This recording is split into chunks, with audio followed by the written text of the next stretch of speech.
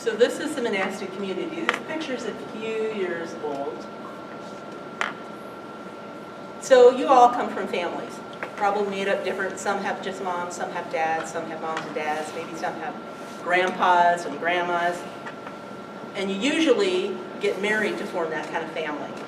Well, rather than getting married, all of these ladies, all of these sisters made vows in the church after studying the history of our community and what it means to be a religious sister.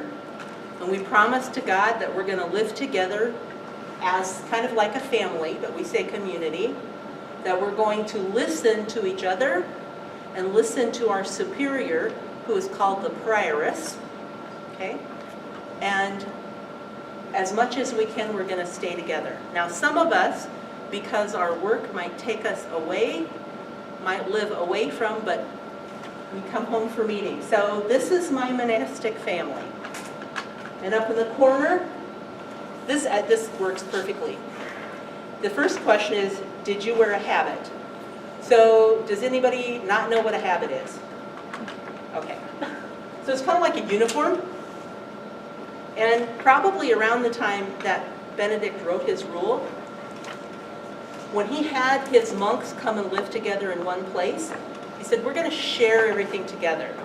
In the Bible and the Acts of the Apostles, when they started living together, there's a line in the Acts of the Apostles that said, everybody brought everything they owned and laid it at the feet of the apostles, and then they looked in the group to say, okay, who needed whatever, like if I had a good pair of shoes, who needs these shoes the most? And then they'd give it to them.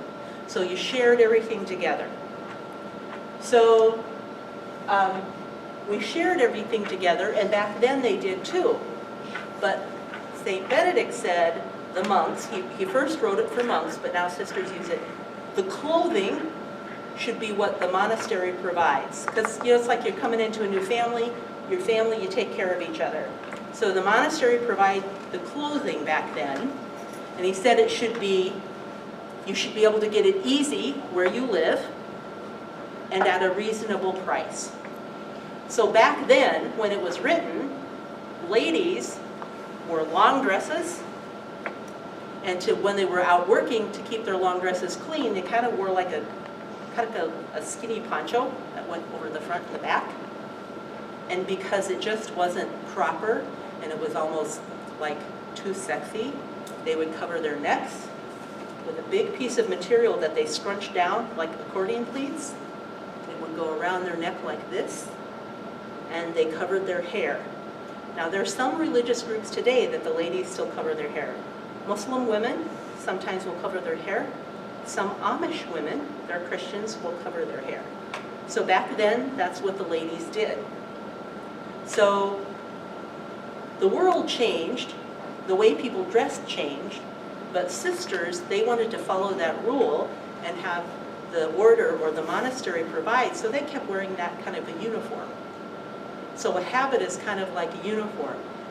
Over time, different orders, they changed a little bit. Like they'd have the dress the length that somebody might wear today, and they don't have their neck wrapped up, but they'll wear a veil. So that's a habit.